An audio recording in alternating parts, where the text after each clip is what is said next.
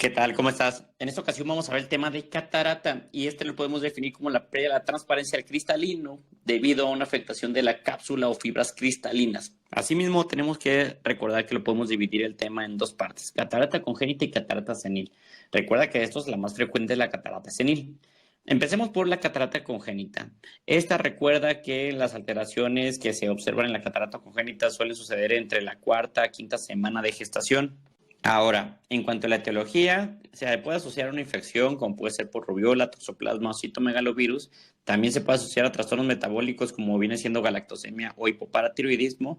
Y se puede asociar a otras causas como pueden ser tóxicos, carencias de algún nutriente o cromosomopatía. Recuerda que el síndrome de Down es una enfermedad que se puede asociar también a catarata congénita.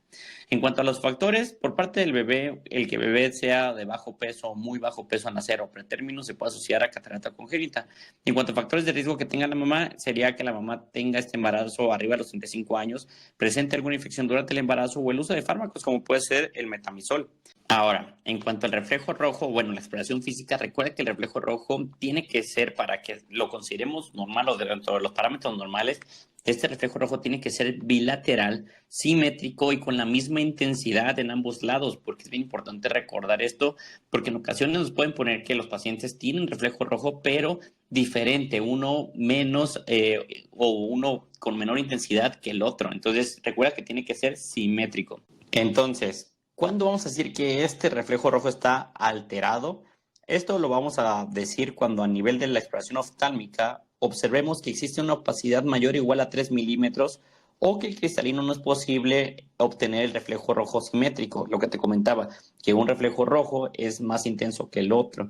Y por último, que alguno de los reflejos rojos no sean de buena calidad con las pupilas no dilatadas. Y ahora, ¿qué va a suceder? Cuando nosotros tengamos esta alteración del reflejo rojo, tenemos que observar si la ausencia o la afectación del reflejo rojo es unilateral o bilateral. Si es unilateral, recuerda que el tratamiento se tiene que hacer una cirugía entre la cuarta y sexta semana de vida.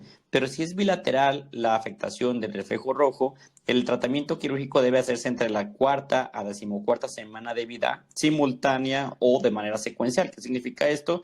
Que se le puede hacer un ojo primero y después otro ojo a la cirugía. Esto en que haya menos de 7 días de intervalo entre las cirugías. Y entre los procedimientos quirúrgicos que se pueden utilizar es la facoaspiración con capsulorhexis circular posterior y la vitrectomía anterior.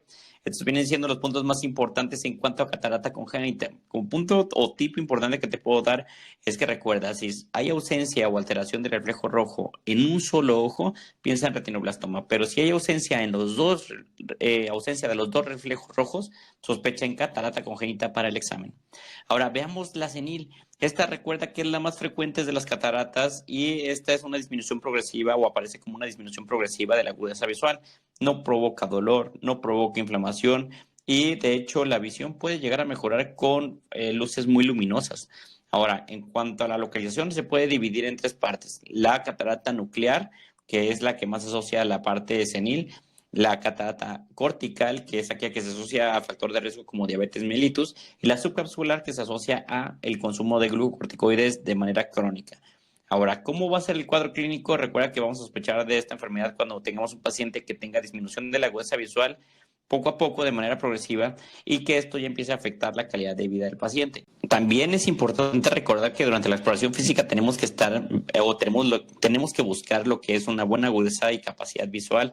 Asimismo, hacer buen examen de los anexos, la presión intraocular y los reflejos pupilares. Y muy importante es que durante dicha exploración física tenemos que valorar el cristalino y el grado de opacidad. Asimismo, el estado, si está afectando el núcleo, la corteza o la cápsula para poder clasificarlo.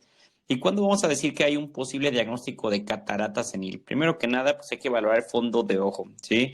Y si nos dicen que el fondo de ojo no es valorable debido a una leucocoria, aquí es cuando sospechamos que podemos deducir que hay un posible diagnóstico de catarata senil.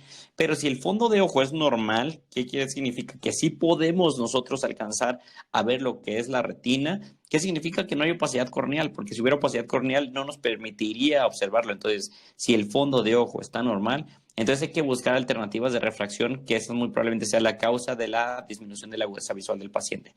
Entonces, recapitulando, tenemos un paciente al cual le vas a realizar expresión física, un fondo de ojo.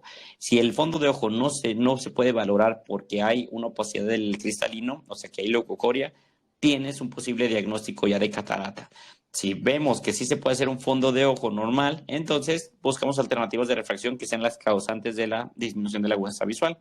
Y ahora, ¿qué se tiene que hacer? ¿Qué se tiene que hacer en estos pacientes? Hay que realizar cirugía si el paciente lo desea. Y para esto, si el paciente llegara a desearlo, hay que ver si la longitud axial del ojo es menor a 20 milímetros. Si la respuesta es que no, se puede utilizar un miconúcleo y lente intraocular. Y si te dicen que sí es menor a 20 milímetros, entonces lo que se recomienda es la facoemulsificación más un lente intraocular. Recuerda que como punto importante se puede hacer una extracción extracapsular de cristalino más un lente intraocular como una opción de estas. Y este es el tema de cataratas. Si te fijas, es un tema muy puntual en el cual quiero que te centres en los puntos más importantes de este. No lo han preguntado anteriormente, así que sí es importante que lo repases. Deseo que tengas un excelente día. Cualquier cosa no dudes en decirme. Nos vemos en el siguiente video.